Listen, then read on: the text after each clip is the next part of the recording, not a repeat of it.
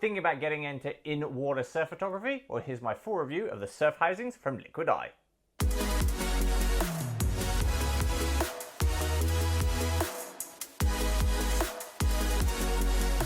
Hi guys, Chris from Stoked Travel here. Welcome back to the channel. Now before I get started, make sure you hit that subscribe button so you don't miss out on any video goodness. Now today we're going to talk about in-water surf photography and the gear I'm currently using. And more importantly, the surf housing I'm using to keep my gear dry and also be able to get the best results from all of my shooting and filming in the water. Now the guys I've been using have been Liquid Eye surf housings, who I've used for a number of years. I've been putting their new A7IV housing to the test for the last couple of months, so here's my full review. So who are Liquid Eye? Well, Liquid Eye have been making surf housings for the last 20 years, and their roster of epic team photographers and videographers have been putting their camera gear through its paces in some of the heaviest waves on the planet. Whether you're looking at the Maldives, the Mentawais, or spots like Chopu, they're really testing this gear to its full potential and pushing the limits so you know you can handle everything you'll throw at it. So first things first, a quick recap of my in-water surf photography gear. Now I originally started off with the Sony A7IV, which is a really nice, compact, lightweight and inexpensive way of getting into surf photography. Fast forward a few years though, and I've now upgraded to the Sony A7IV, which allows me to shoot 4K at 60 frames a second, has great tracking and autofocus modes as well. So it's a really good camera for surf photography all around, whether you're in the water or on land. Now for my in-water shooting, I've paired that up with a 50mm f2.5 prime lens, which is a really good go-to configuration for in-water. I really like the focal length on that. It puts me in a right position in the lineup. And with the crop on the Sony A7IV, which crops it in 1.5 times when you're shooting 4K at 60, it's a really good range to kind of shoot in the water for both photo and video. I've also paired it up with the GoPro mount on the top of the housing, which allows me to shoot super slow-mo and take advantage of the full GoPro, as well as having a bit of backup if I'm shooting photos. I can use video on the GoPro and vice versa.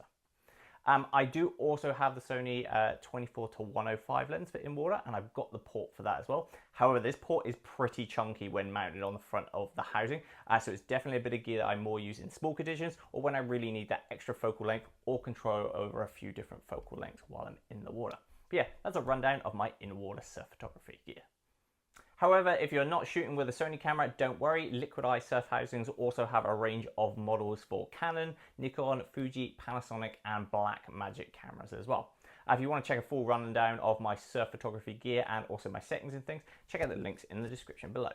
Now, one of the things I really like about my Liquid Eye surf housing is the build quality. More importantly, the balance between durability, strength, and weight. After all, if you're going to be putting thousands of dollars worth of camera equipment inside it, you need to know it's strong, it's going to do the job, and it's going to keep everything dry and in working order.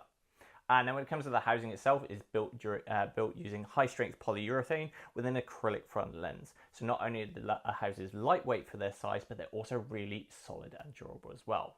Now that backplate is 12mm of acrylic, and all of the buttons on the back are done with marine grade stainless steel. So not only are they really easy to use, but they also handle salt water really well as well. So you're going to be able to see everything through the viewfinder, you're going to be able to toggle through your settings, and everything is going to be nice, safe and secure. The bottom line here is the Liquid Eye surf housings are super durable, super lightweight, and are going to get the job done. Now when it comes to the features on the Liquid Eye surf housing, they really do make things really user-friendly. All the standard Liquid Eye surf housings come with this pistol grip, which is great for in-water shooting. You can obviously shoot at length, you can hold it up, you can hold it down, or you can hold it close to your chest and shoot using that. You do also have access to the standard shutter button on the top as well if you want. Now, as standard, all the Liquid Eye housings also have the customizable backplate as well, which comes to access all of the buttons that your camera that you've ordered your housing for will have. There are a few exceptions to this on the top. So for the Sony A7IV, I don't have access to switch between photo and video mode button. However, because it has access to all the customization buttons on the back, I've actually pre-programmed one of these to flick between photo and video mode, so I can quickly do this in the water. By having access to all these buttons as well, you can change through ISOs, shutter speeds and apertures while in the water, as well as play back your images through the viewfinder, which you'll also have access to. So you can check that your settings are working correctly and see if you got the shot on your last one. When it comes to extra accessories for the liquid eye housing, I've also added on the side handle. The Sony A7IV is quite a heavy camera when you're shooting in water, so this really helps balance things, especially when you're shooting video.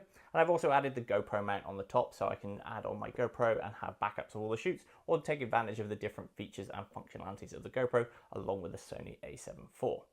As I said as well, they all come with a pistol grip. The other thing I would definitely add on would be the wrist leash, which allows you to keep hold of your camera, and if you do drop it, even though it floats, it's still going to be very much attached to you. A couple of other accessories I've added onto this one as well is I did get the gear sleeve for my 24 to 105 lens, which allows me to toggle through the full zoom range while I'm in the water as well. But yeah, in terms of built-in features and added accessories, there's plenty to choose from. And as with most surf housings, all the liquid eye housings do have interchangeable ports. So if you add any extra lenses to your kit, or you want different accessories, so if you want to swap between like a flat lens port for outer water photography to a dome lens port for underwater photography, you've got the option of adding those onto your existing housing body. They cover a full range of lenses, bodies, and accessories, so check out the liquid eye housing to see if it's covering all your gear. And if you do have any questions, the guys at Liquid Eye are really helpful in answering any questions as well, so pop them an email and they'll be able to point you in the direction of the gear you need. Now, when it comes to loading your camera into the liquid eye surf housing, this is a routine you're going to really want to practice a few times before doing it on an actual shoot. And make sure you practice on dry land, well away from water and salt, kind of in your living room or your kitchen. Make sure you get it down and you're really comfortable with how to load the camera in. Now, in terms of opening up the camera housing, this is done using one of these Allen keys, which comes with all your liquid eye housing stuff. And as you can see, there's a few bolt points all around the camera to make sure it's nice and sealed correctly. Running around the outside of this is a seal as well, which you'll need to keep nice and greased up, clean, and make sure it's well dried out after each shoot. But make sure you get used to the process and get it down into a really nice routine so you don't mess up anything. The other thing, before you load your camera in, obviously you'll need to wire things up. There is a wire involved on the bottom plate here, which connects into your camera. That gives you full access to the shutter via the pistol grip. So that gives you access to that. Of course, you'll have access to all the buttons just manually using all the push and the dials on the back of here. So when you're shooting in the water, you'll have access to absolutely everything. Yeah, that's how you load your liquid eye surf housing. So now let's talk pricing. Look guys, I'm going to be pretty blunt with this. Getting into in-water surf photography is not cheap, and making sure you get the best equipment to keep your camera gear safe and secure is definitely going to cost you a big chunk of coin.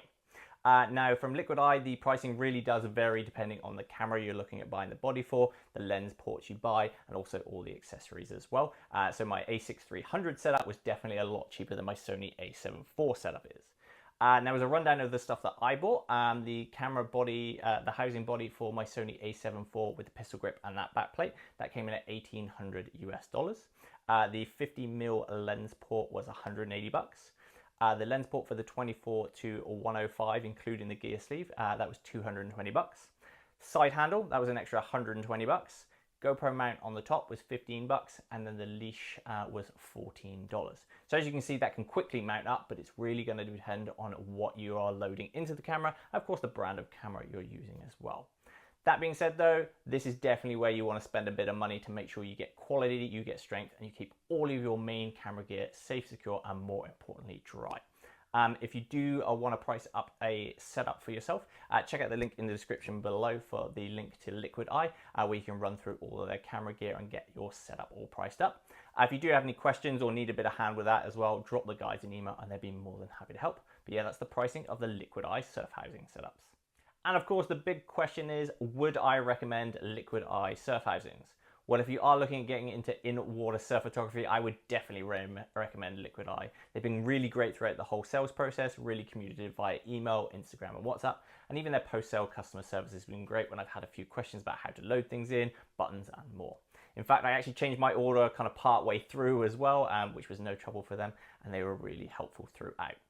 The other really good thing about them is you can also customize the color of your housing as well. So if you want to kind of make it a bit more bespoke, like I've gone for a nice teal color on mine to go with my branding for my website, that's also no trouble at all, and you can also add that on.